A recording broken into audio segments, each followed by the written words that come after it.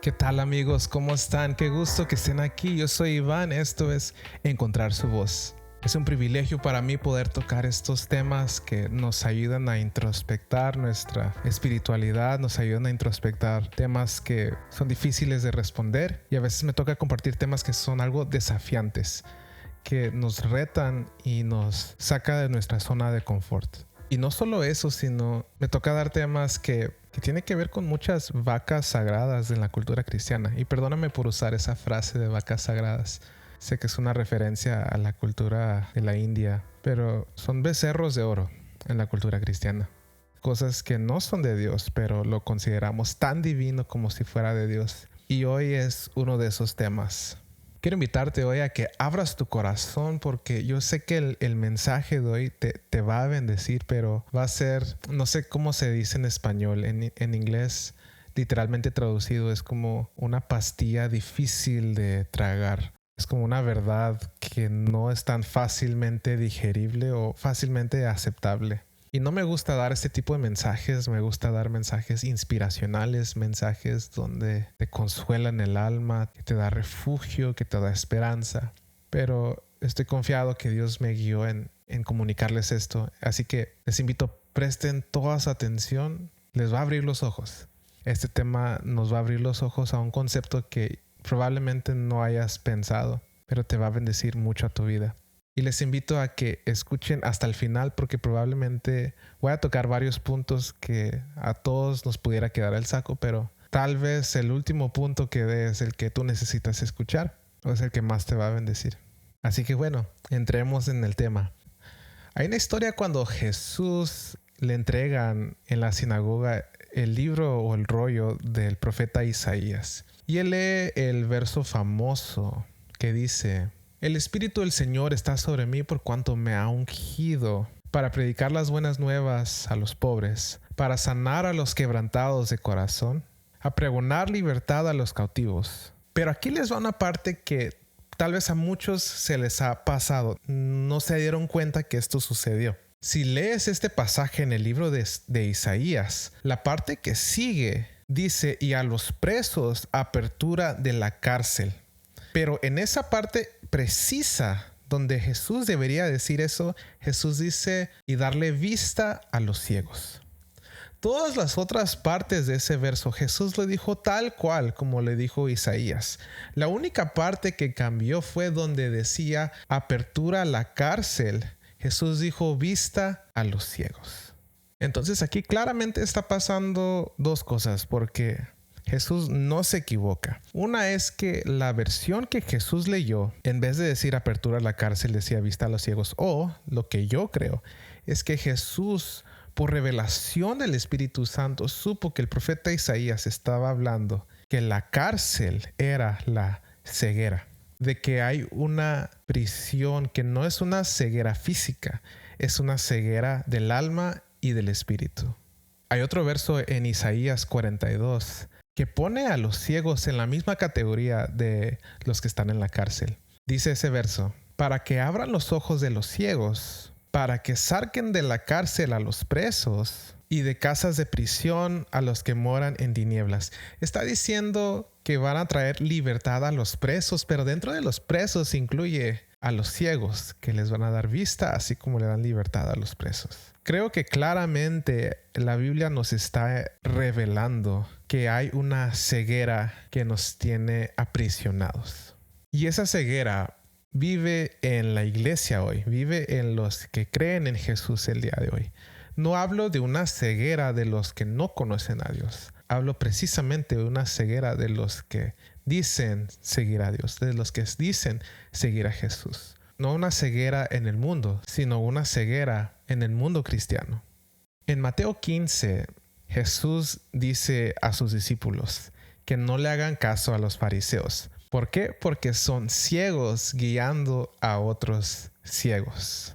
Otra vez utilizando la analogía de que son ciegos. Somos buenos para ridiculizar o señalar a los fariseos, pero los fariseos representan una mentalidad, un espíritu, una forma de ver las cosas que se opone a lo que Jesús viene a instituir. Los fariseos representan a los creyentes que por sus tradiciones se oponen a lo nuevo que Jesús viene a traer en la tierra.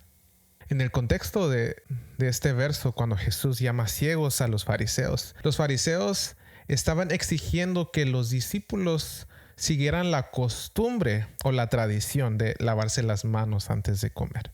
Pero Jesús los regaña y les dice que las mismas costumbres de los fariseos invalidan la palabra de Dios. Mateo 15:6 dice: de esta forma ustedes afirman que no es necesario honrar a tu padre y a tu madre, y anulan la palabra de Dios por el bien de sus tradiciones. La versión en inglés lo dice más fuerte. Dice que hacen que la palabra de Dios no tenga efecto por causa de sus tradiciones. ¿Qué es lo que Dios nos quiere mostrar aquí? Que nuestras tradiciones pudieran hacer que la palabra de Dios pierda efecto en nuestras vidas. Hay tradiciones que nosotros guardamos, que nosotros tenemos la costumbre de seguir porque es nuestra cultura, es nuestra tradición como latinos, es nuestra tradición como hispanos. Y esas mismas tradiciones se están anulando, haciendo que la palabra de Dios no tenga efecto en nuestra vida. Estamos caminando en la sombra de la mentalidad y la visión de los fariseos. Y la ceguera que hablo es que no tenemos la capacidad de darnos cuenta que esas tradiciones que tanto valoramos, que tanto lo consideramos parte de nuestra identidad, nos está robando y está anulando que la palabra de Dios produzca fruto en nuestra vida. Nos hemos vuelto esclavos de nuestras tradiciones. Y esa esclavitud es una ceguera que no nos permite vivir lo nuevo de Dios en este tiempo. Pero es que a mí me enseñaron desde chico. Es que desde que yo acepté a Cristo, así son las cosas. Desde que yo tengo memoria, los cristianos siempre hemos hecho esto. A mí me enseñaron que así se hacen las cosas. Todo lo que no está en la Biblia tiene la capacidad, si lo permitimos, de hacer que la palabra de Dios no tenga efecto en nuestra vida. Y así como Eliseo oró para que su siervo se le pudiera abrir los ojos, para que pudiera ver que eran más con ellos que los que eran contra ellos. Y le pido a Dios que nos abra los ojos para que podamos ver qué tradiciones, qué costumbres, qué hábitos estamos permitiendo que nos está robando de que la palabra de Dios dé fruto en nuestra vida. Les voy a dar algunos hábitos, algunas costumbres, cosas en nuestra cultura que nos están robando de el fruto de Dios, que están haciendo que la palabra de Dios pierda efecto. Y por supuesto que hay muchos más, pero siento que Dios me está comunicando a guiar estos en específico. Y te animo que lo escuches con un corazón abierto. En ningún momento es para juzgar, es para ayudarnos. Porque lo que queremos es que la palabra tenga fruto, que tenga efecto, que pueda producir la semilla de Dios en nosotros. Y voy a empezar con unos ejemplos más ligeros y después me iré a puntos más sensibles, donde alguien pudiera ofenderse conmigo. Y les advierto, mi intención no es crear contienda, mi intención es que se nos pueda abrir los ojos y podamos ver qué cosas que hacemos están anulando la palabra de Dios. Así que escucha todas porque no sabes si el siguiente también te va a ministrar. La primera parte de nuestra cultura, yo creo que en todo el mundo, pero sobre todo la cultura latina, es que tenemos una cultura de hablar mal de nuestros hermanos. Y sé que esto se menciona mucho, se predica mucho de la unidad, pero algo no ha entrado en nuestro chip mental, que pensamos que cuando nosotros hablamos mal de los demás, no es malo. Pensamos que cuando nosotros entramos en un chisme santo, no pasa nada. Las armas más peligrosas son las que nos engañan, las que no parecen ser mortales, pero sí lo son. Y el chisme, aunque se ve inocente, no tiene la apariencia de maldad, no tiene la apariencia de que es un delito espiritual. El problema es que al escarbar los motivos del corazón, usualmente la raíz de ese chisme tiene que ver con envidias, tiene que ver con codicias, tiene que ver con rencor, tiene que ver con morbo. No vienen de raíces puras, vienen de raíces peligrosas. Dice 1 Juan 2 que el que aborrece a su hermano anda en tinieblas, no sabe a dónde va porque las tinieblas lo ha cegado. El aborrecer a tu hermano te convierte en un ciego, de que no puedes ver lo que Dios está haciendo en tu vida. a causa del odio que tienes hacia tu hermano. Y tal vez sientes que no odias necesariamente, sientes que no aborreces, que es una palabra muy fuerte. Pero el alimentar el morbo, la contienda, la envidia, alimenta y produce y da lugar a toda clase de división que eventualmente nos lleva a aborrecer. Por eso no es bueno prestar oído a noticias que no deberíamos de saber. Porque una vez que nos damos cuenta que, híjole, esa persona, ¿a poco hizo eso? Ya no los podemos ver igual. De verdad esa persona hizo eso, tanto que lo admiraba, tanto que nunca los volvemos a ver igual por causa de ese chisme. Un chisme te pudiera hacer odiar a alguien. Si te enteras de que alguien hizo algo, tú dices, lo odio. Es que el chisme tiene una apariencia muy inocente, pero tiene ramificaciones muy peligrosas. Pero es que amamos es como un pan recién salido del horno, un chisme tan sabroso. Pero ese chisme sabroso está haciendo que la palabra de Dios no tenga efecto en nuestra vida. Porque Dios no habita en la contienda, en la envidia, en el morbo. Dios te invita hoy a que escojas el amor, su presencia y no el morbo de un chisme. Ya sé, no nos gusta ese punto, ya sé. Pero a todos nos queda. A todos nos queda. El siguiente punto, estamos entrando en territorio más sensible. Ahora sí, agárrate. Espero nadie se ofenda conmigo, pero amemos más el ser libres, que la palabra tenga efecto, a contrario de amar más nuestras costumbres y hábitos. El siguiente punto es la cultura de deshonra que tenemos. Hay 4 personas que yo recuerde que Dios nos dice que debemos de honrar. Estoy hablando de seres humanos, no hablo de Dios. Hay 4 tipos de seres humanos que Dios nos invita a honrar, a sujetarnos, obedecer. Y en cada uno de estas 4, todos fallamos la marca. Todos no damos el ancho. Tenemos mucho que trabajar. Pero cuando abrazamos esta cultura de deshonra, invalidamos la palabra de Dios en nuestra vida. Las primeras personas que tenemos tanta costumbre de deshonrar son tanto nuestros pastores como pastores ajenos. Desde el ejemplo más vago de videos de pastores famosos en YouTube y los comentarios tan llenos de eres un falso profeta y tantos comentarios negativos hasta venenosos, casi se siente el odio en esos comentarios. Y en cualquier video de un ministro famoso, casi se espera ese tipo de comentarios. Es parte de nuestra cultura el hablar mal de pastores y también de nuestros pastores, porque ningún pastor cumple todas tus expectativas porque es un ser humano. Eventualmente va a ser algo que no te parece. Eventualmente vas a sugerirle una idea que no se va a implementar. Eventualmente va a decir algo que no estás del todo de acuerdo. Y cuando llegan esos momentos sale el veneno de nuestro corazón. Hablamos de qué le pasa, tiene favoritos. Y bueno, no necesito decir tantos ejemplos porque tú sabes lo que has llegado a decir o pensar. Los pastores nos engendraron en la fe. Son padres. A los padres se les debe honrar. Y la Biblia explícitamente dice que nos debemos de sujetar a ellos. Y créanme que yo he visto de primera mano y de segunda mano cosas que pastores han hecho que son horrendos. Cosas muy feas que han hecho pastores a sus ovejas, a ministros que estaban debajo de ellos. Y ves en redes gente diciendo que ese pastor es un apóstata, es un falso profeta. ¿Qué le pasa? Esa costumbre está robando que la palabra de Dios tenga efecto en nuestra vida. Porque la Biblia nos muestra el claro ejemplo que Saúl, siendo la autoridad de David, siendo una autoridad que estaba endemoniado, que estaba tratando de asesinarlo, David dijo, nunca voy a levantar la mano contra el ungido de Jehová. David sabía honrar el manto que estaba sobre Saúl. Por eso David era el hombre conforme al corazón de Dios. Yo creo que ningún pastor te ha tratado de asesinar o tu pastor ha estado endemoniado. Pero por cosas mucho menores, casi los crucificamos, casi les quitamos su credencial de pastor. Porque no sabemos honrar. Y Dios no habita en la deshonra.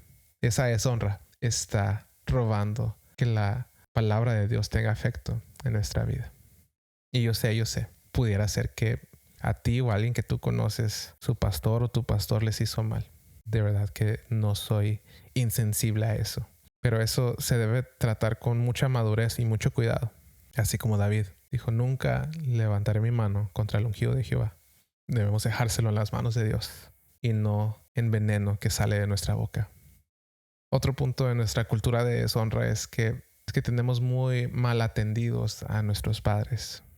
En el verso anterior que les mencioné, Jesús le estaba diciendo a los fariseos que ellos dicen que se permite que un hijo no ayude económicamente a sus papás por tal de dar una ofrenda. Y Jesús dijo que eso es inaceptable, eso es deshonra.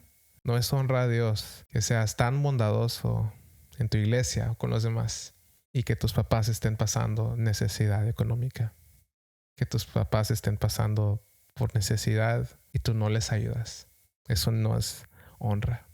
Y esa deshonra, explícitamente Jesús dijo, que hace que la palabra de Dios no tenga efecto en tu vida. Cuidemos a nuestros papás, más conforme crecen y si tienen necesidad, asegurémonos de ayudarles en lo que podemos, porque si no estamos desvalidando la palabra de Dios en nuestra vida. La siguiente persona, la tercera persona que deshonramos y híjole, aquí siento que pudiera perder a muchas personas, pero se necesita decir, es no solo deshonramos, sino hablamos pestes, soltamos veneno de los gobernantes de nuestra ciudad o nuestro país. Yo vivo en Estados Unidos y cuando Trump era presidente, los cristianos izquierdistas hablaban pestes de él. Y actualmente el presidente es Joe Biden y los cristianos derechistas igual hablan pestes de él. Ninguno de los dos lados están en la razón. Ninguno de los dos lados, porque ninguno está honrando la autoridad que está en vigor. Porque dice Romanos 13 que toda persona en autoridad es puesta por Dios. Y dice que nos sujetemos a ellos. Explícitamente nos dice que nos sujetemos porque todos ellos son puestos por Dios. Y pudieras decir, pero es que Trump es esto, es que Biden es esto. Pudiera que sí lo sea. Y no estoy defendiendo a ninguno de los dos. Lo que estoy diciendo es que la Biblia nos dice que sea quien sea, tenemos que sujetarnos a ellos y honrarlos. Porque ellos están ahí, porque Dios los puso ahí. No entendemos los misterios de Dios. Dios tendrá sus razones. Pero si la Biblia dice que no hay persona en autoridad que Dios no los puso ahí, tenemos que honrarlos. Y yo sé, somos muy apasionados por nuestra política, muy apasionados por nuestra posición izquierdista, derechista, centrista, lo que sea. No estoy diciendo que alguna posición es correcta. Lo que estoy diciendo es que honremos, porque eso es lo que nos toca hacer como hijos de Dios. Porque esa deshonra está invalidando la palabra de Dios en tu vida. Yo si fuera tú, dejara de preocuparme tanto por hablar mal del presidente. Empezar a cuidar lo que hablamos para que la palabra de Dios tenga fruto en nuestra vida. O amamos más nuestra pasión por la política. O amamos más la pasión por nuestras posiciones o ideologías políticas. Ama más la palabra de Dios. Y verás que ahora sí la palabra de Dios va a tener fruto en tu vida. La última persona que deshonramos y guardé, en mi opinión, el punto más importante para el final, es deshonramos a nuestro cónyuge. Deshonramos a nuestro esposo, nuestra esposa. Dice la Biblia en 1 Pedro 3:7 que tratemos a nuestra esposa como es debido para que nuestras oraciones no tengan estorbo. Así es. De acuerdo a ese verso, la forma en que tú tratas a tu esposa influye en si tus oraciones tienen estorbo o no. Qué fuerte. Yo sé que es igual para la esposa, porque la Biblia dice que la mujer debe honrar a su esposo y sujetarse a él porque él es cabeza.